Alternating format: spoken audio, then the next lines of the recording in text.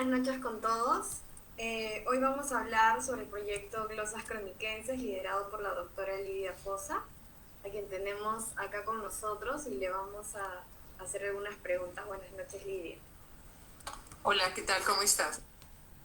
Hola, Lidia. Bueno, quisiéramos comenzar por preguntarte de qué se trata el proyecto Glosas Croniquenses y qué le ofrece al usuario. Em, Glosas Croniquenses es un proyecto que recoge terminología indígena de textos escritos por españoles sobre los Andes, sobre el Perú antiguo, que corresponden al siglo XVI. Recogemos esa terminología indígena y las equivalencias que los autores españoles nos ofrecen en sus mismos textos, porque hay que recordar que ellos están escribiendo para otros españoles en la península y tienen que explicarles de qué cosa están hablando. Por ejemplo, cuando dicen habían plantas de coca, les explican qué cosa es la coca. La planta es de este tamaño y la usan para esto. Entonces, generalmente nos ofrecen el término en lengua indígena y también la equivalencia en castellano. Puede ser esta equivalencia una explicación, una, una forma de describirlo de tal manera que las personas que no lo han visto lo puedan entender, ¿no? Entonces, consideramos pues que que ofrecemos en glosas croniquenses una especie de vocabulario y sus equivalencias, pero todo del siglo XVI, es decir, es un vocabulario bilingüe sincrónico. Bueno, suena como un proyecto bastante completo, integra muchos elementos. Entonces, quisiéramos saber también cómo surge la idea de crear glosas croniquenses y cómo le diste forma. Eh, bueno, también debo decir que este es un proyecto básico de investigación o de investigación básica. Esto quiere decir que estamos haciendo este gran listado, porque ha ido creciendo con los años, para que otros investigadores lo puedan utilizar sin necesidad de tener que regresar al texto antiguo. Todos sabemos que leer los textos cronísticos, los documentos, las cartas del siglo XVI no es una tarea fácil, es una tarea bastante compleja. Entonces nuestra colaboración para otros investigadores es haber revisado la palabra, los textos y seleccionado esas palabras que les había comentado.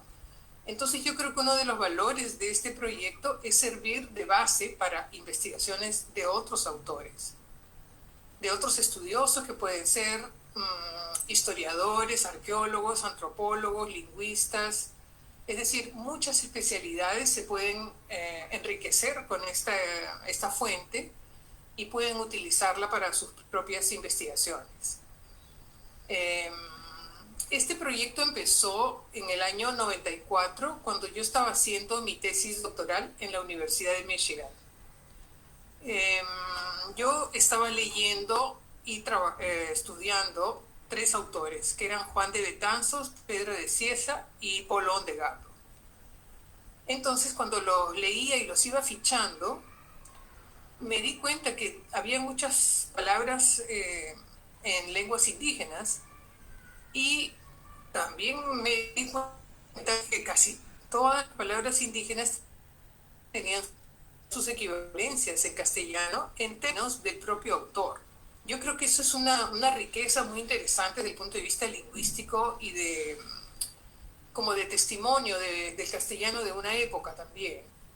Entonces empecé a tomar nota de las palabras, hice simplemente listas en lápiz y papel, porque en ese tiempo se empezaban a usar las computadoras y yo no tenía una computadora en mi casa, así que tenía que usar lo que tenía, que era paz de papel y lápiz. Entonces hice mis listas y luego pasó el tiempo, terminé la tesis y pensé que sería bueno hacer una publicación en papel de esto, hacer como un libro, como un diccionario de hoy, ¿no? O un vocabulario como hacían los sacerdotes en el siglo XVI y principios del XVII. Y con esta idea, bueno, conversé con varias personas que estaban a mi alrededor en ese momento, y una de estas personas me sugirió que por qué no lo hacía en internet. Y para mí era una cosa absolutamente nueva, pero esta persona trabajaba en ciencias de la computación, y para esta persona la internet era algo normal, natural, y que se podía utilizar para ese tipo de cosas. Y entonces sí, me pareció una excelente idea, y entonces empezamos a hacer a montar el proyecto, digamos. Entonces fue muy como visionario comenzar en la internet, ¿no? Bueno, nos comentas también que Sí, comenzaste el proyecto eh, a partir de la práctica académica, ¿no? sí, Eh, sí. Tiene toda una historia con tu tesis y todo eso. Entonces, ¿cómo se desarrolla el proyecto en un principio? De repente, ¿en dónde y cómo era el equipo con el que trabajaste? De repente, la persona que te recomendó ponerlo en internet. ¿Nos podrías comentar un poco de eso? Sí. Eh, una vez que ya terminé en la Universidad de Michigan, entré a trabajar a la Universidad de Arizona como profesora de literatura colonial, especialidad. Eh, y llevé ya mi proyecto un poquito avanzado, porque se había iniciado con unas colaboradoras que yo tenía en Lima. Una persona que se ocupaba de paleografiar los textos, porque esos primeros que mencioné, sobre todo Betanzos, eh, la verdad que teníamos en ese tiempo una edición bastante mala del manuscrito de Ondegar, perdón, de Betanzos. Entonces empezamos por paleografiar Betanzos. Entonces teníamos en el equipo una paleógrafa, una persona que trabajaba el Excel, o sea, seleccionando las palabras indígenas y sus equivalencias, y las ponía en una página de Excel.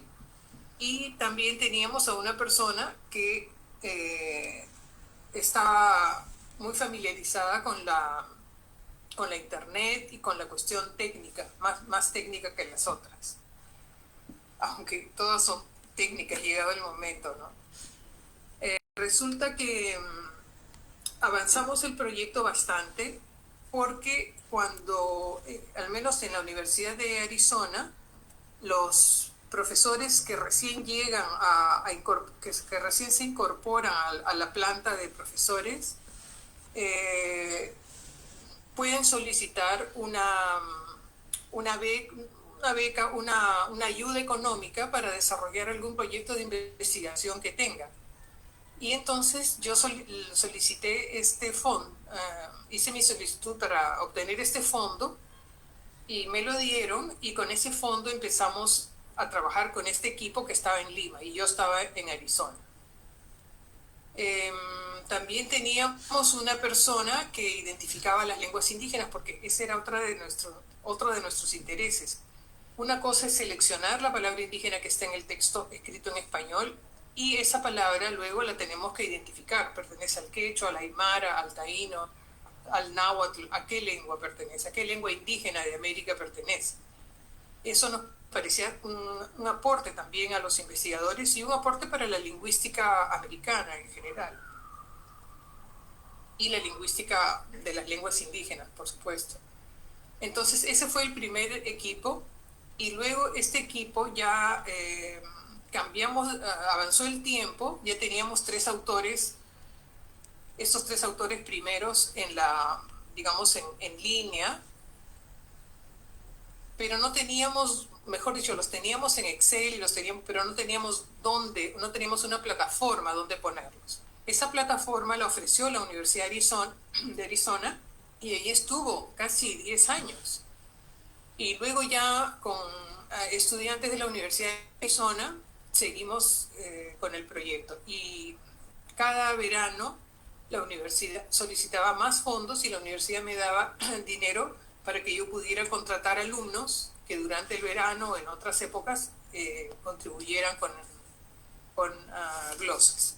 Y siempre en estas líneas, ¿no? La identificación de lenguas, la selección la identificación y selección de palabras indígenas en el texto y la preparación de las páginas de Excel y la subida a la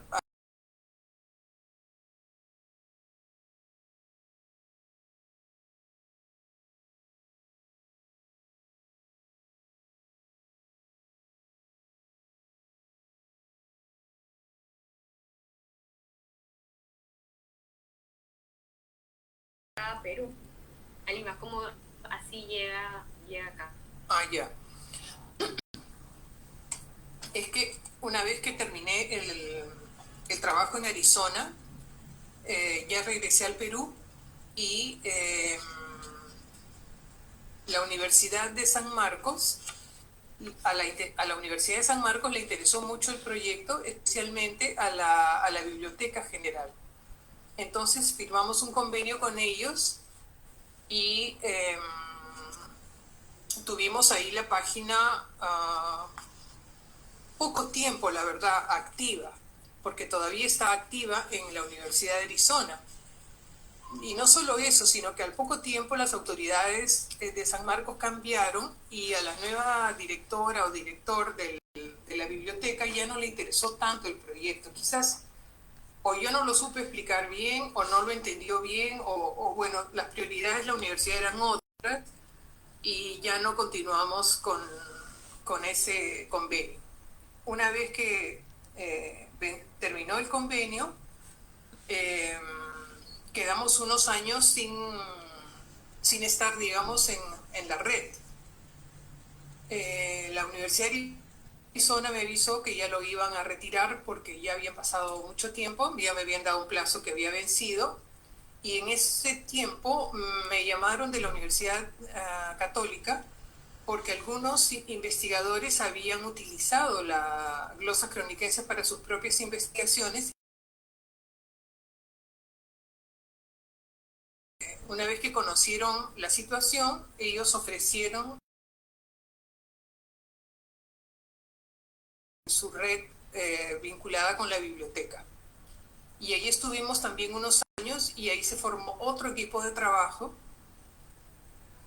y al cabo de un tiempo el convenio, venció, se acabó y luego se interesó la Universidad de Virginia, que nos invitó a todo el equipo de trabajo, que ya éramos 5 personas, nos invitaron a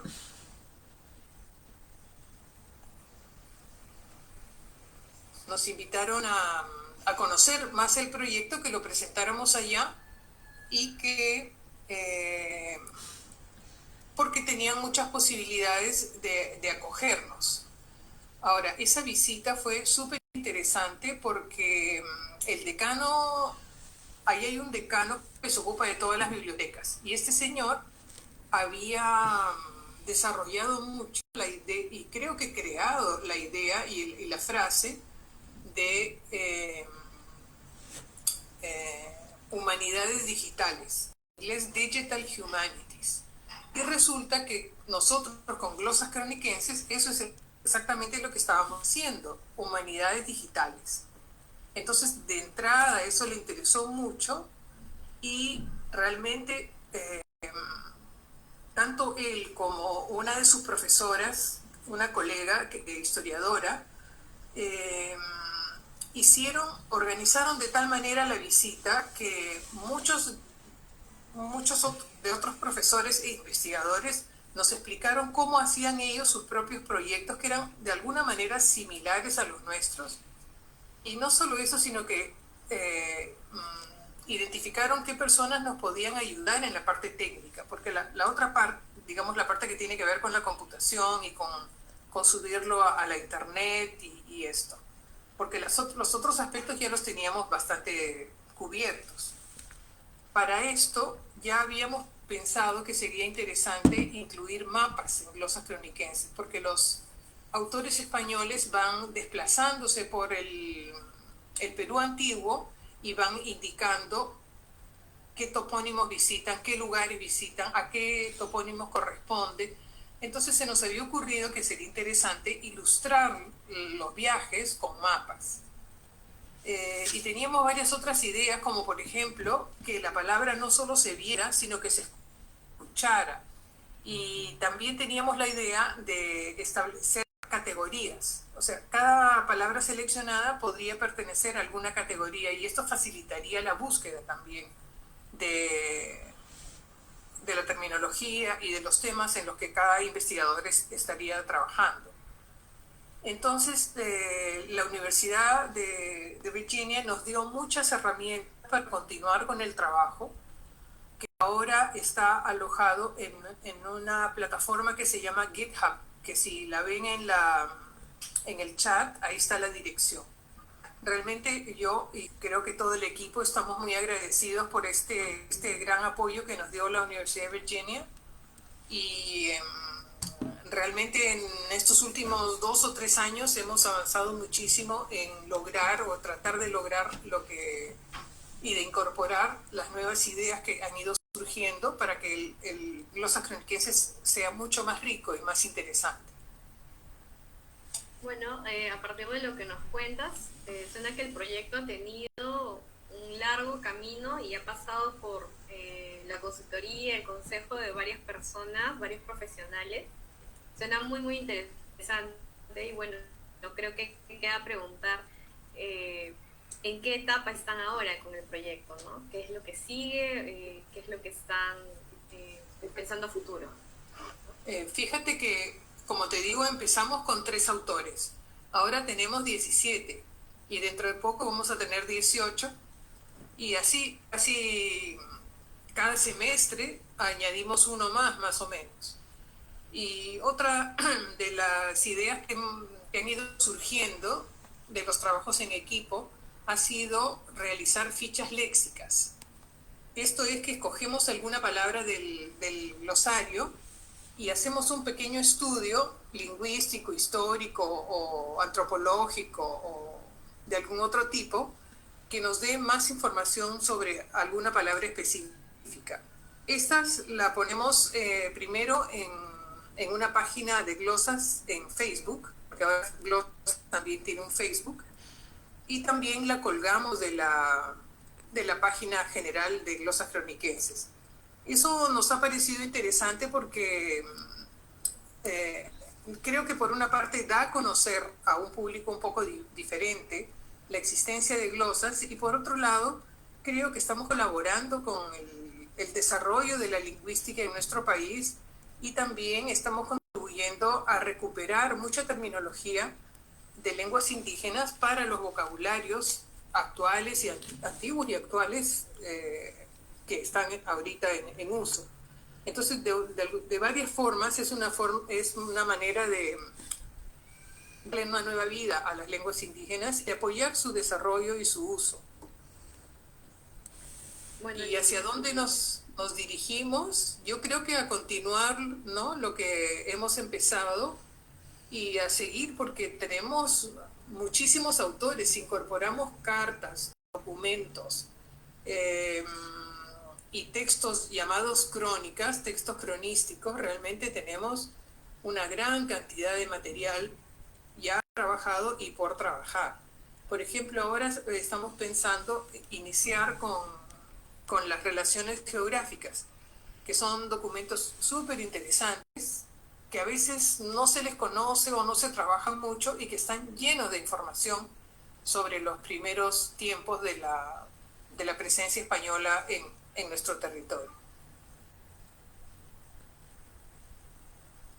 Bueno, Lidia, muchas gracias. Bueno, quisiera agradecerte por estar aquí, contarnos un poco más del proyecto y de esta manera tan amena, permitirnos acceder a él, ¿no?